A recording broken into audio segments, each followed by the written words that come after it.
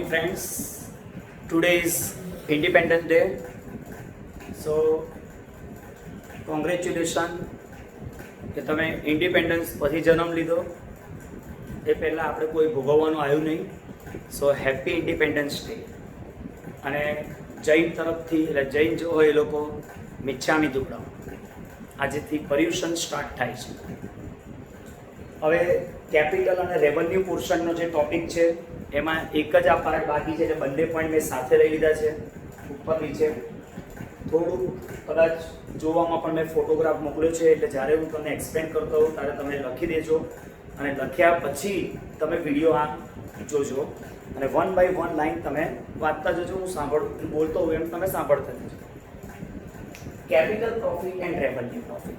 મૂડી નફો, મહેસૂલી નફો. મૂડી નફો શામાંથી થાય? તો પહેલાં તો નોન રિકરિંગ, કોઈક વાર થાય. જ્યારે રેવન્યુ એ રિકરિંગ ઇન નેચર, બાર હોતા है. કેપિટલ પ્રોફિટ અરાઇઝ ફ્રોમ, શામાંથી એ ક્રિએટ થાય છે, અરાઇઝ થાય છે. તો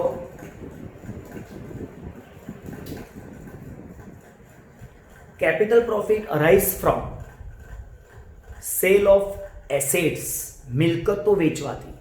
પણ એમાં ગુડ્સ નહીં, સ્ટોક નહીં, એના સિવાયની વસ્તુઓ વેચે, ફર્નિચર, પ્લાન્ટ, બિલ્ડિંગ એ બધું વેચીએ અને એમાંથી જે પ્રોફિટ થાય ઇટ્સ અ કેપિટલ પ્રોફિટ. ખ્યાલ આવ્યો પહેલો? બીજો પોઈન્ટ છે issue of shares at premium. તમે ગુજરાતીમાં ભણેલા હતા શેર મૂડીના વ્યવહારો, એમાં શેર પ્રીમિયમથી બહાર પાડવા. ઇંગ્લિશ મીડિયમવાળા issue of shares at premium એટલે જે સિક્યોરિટી પ્રીમિયમ આવે, ગુજરાતી મીડિયમવાળા બોલતા હતા જામીનગીરી પ્રીમિયમ. જામીનગીરી પ્રીમિયમ, સિક્યોરિટી પ્રીમિયમ જે આવે છે, ક્રિએટ થાય છે, એ સિક્યોરિટી પ્રીમિયમ એ બી કેપિટલ પ્રોફિટ કહેવાય છે. Issue of shares at premium એટલે કે security premium.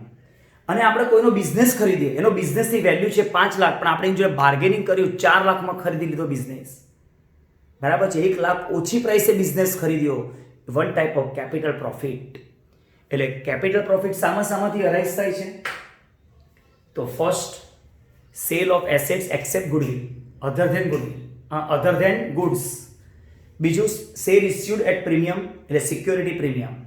And third one is purchase of existing business. એ વખતે બી આપણને ગેઇન થાય છે, કેપિટલ પ્રોફિટ થાય છે, બરાબર. અને જે કેપિટલ પ્રોફિટ થયો એને નફા નુકસાન ખાતામાં ના લખાય, એને ટ્રાન્સફર કરવાનું કેપિટલ રિઝર્વમાં. It is transfer to capital reserve. એટલે જો કેપિટલ પ્રોફિટની શોર્ટ નોટ 3 માર્કમાં પૂછાય તો કેપિટલ પ્રોફિટ આટલું લખી દેવાનું. Non recurring, not from normal course of business, not from normal course of business.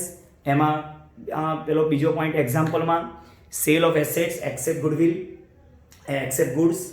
પછી સિક્યોરિટીઝ ઇસ્યુડ એટ પ્રીમિયમ એટલે કે સિક્યોરિટી પ્રીમિયમ.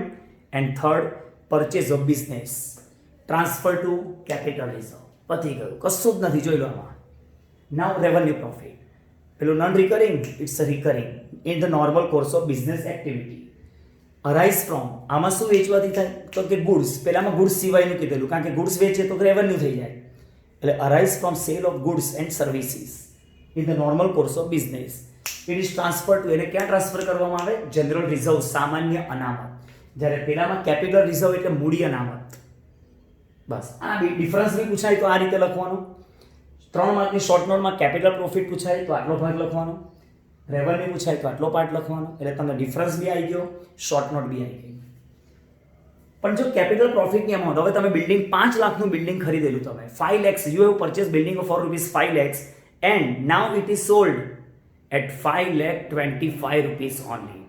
5,25,000 તમે વેચ્યું. 5 લાખનું બિલ્ડિંગ 5,25,000 વેચ્યું એટલે ₹25 પ્રોફિટ થયો. ₹25 એટલે નથિંગ, કંઈ ના કહેવાય. તો એ નોમિનલ પ્રોફિટ થયો. તો એને કેપિટલ પ્રોફિટ હોવા છતાં પણ એને રેવન્યુ પ્રોફિટ ગણવામાં.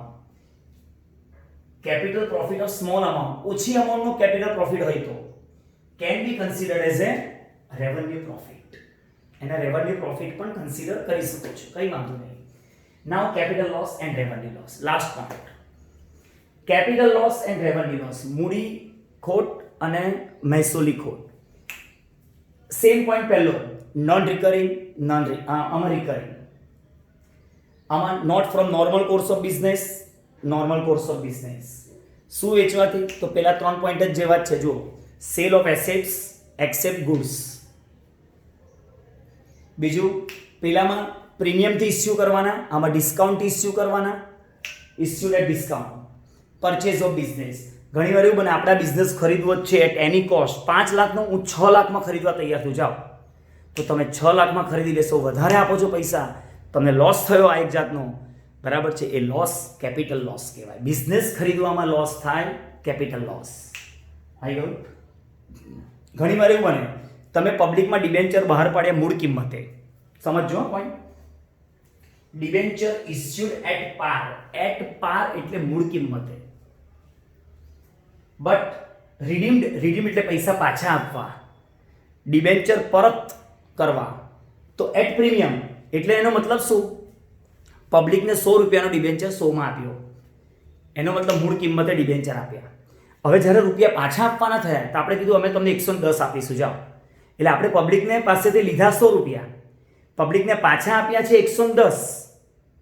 110 રૂપિયા પાછા આપ્યા, લીધા કેટલા? 100 રૂપિયા. પાછા આપ્યા 110, એટલે 10 રૂપિયા વધારે આપણે પાછા આપીએ છીએ, આપણે નુકસાન થયું, કેપિટલ લોસ.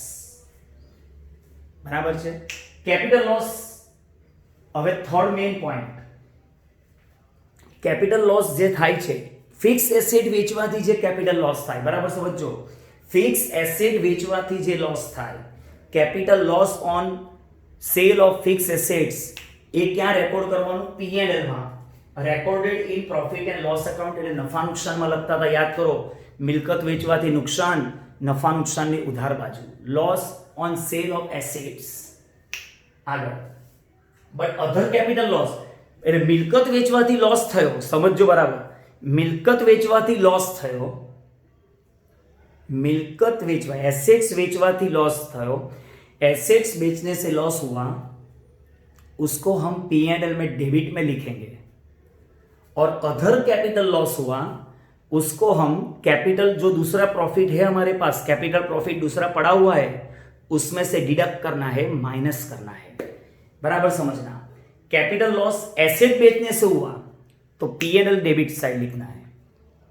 और कैपिटल लॉस कोई और तरह से हुआ है तो उसको दूसरा जो हमारे पास कैपिटल प्रॉफिट पहले से पड़ा हुआ है उसमें से लेस करना है. सिंपल याद रखना, ये रूल है, मैंने नहीं बनाया है. Capital loss from sale of assets transfer to P&L and other capital loss deducted from other capital profit, but other capital loss deducted from capital profit. હવે કેપિટલ લોસ બહુ હેવી હોય, if capital loss is heavy, બહુ વધારે પડતો હોય capital loss, તેને ક્યાં record કરવામાં આવશે?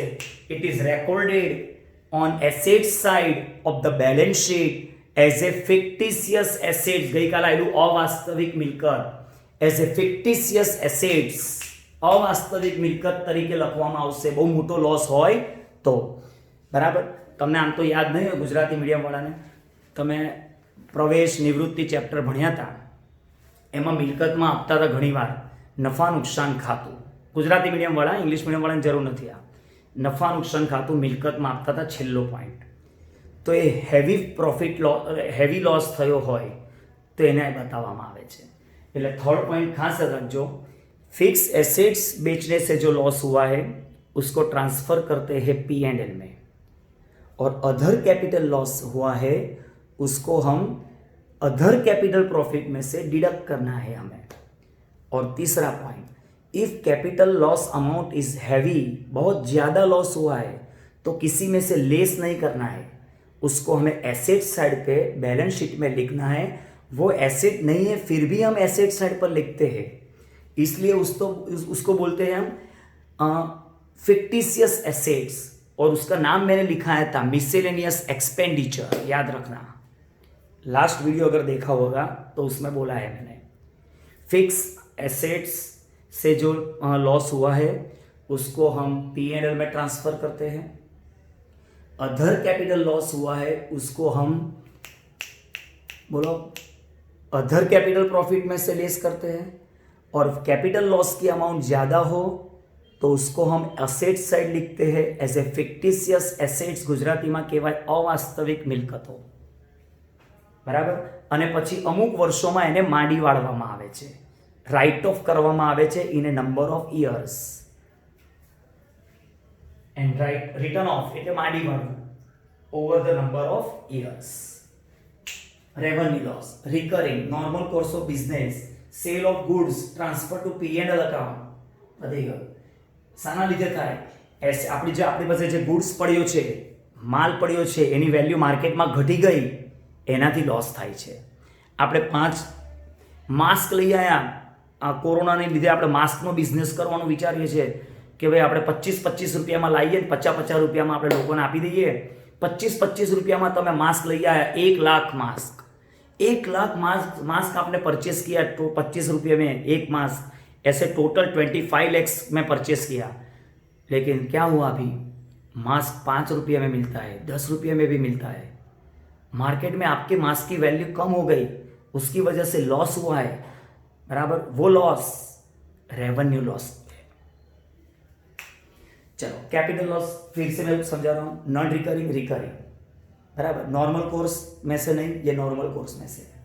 Arise from sale of assets, security issued at discount. એમાં ડિબેન્ચરનો પોઈન્ટ મેં કીધો, આપણે પબ્લિકને આપ્યો એટ પાર એટલે મૂળ કિંમતે, પણ પાછા આપીએ છીએ એટ પ્રીમિયમ, બરાબર છે.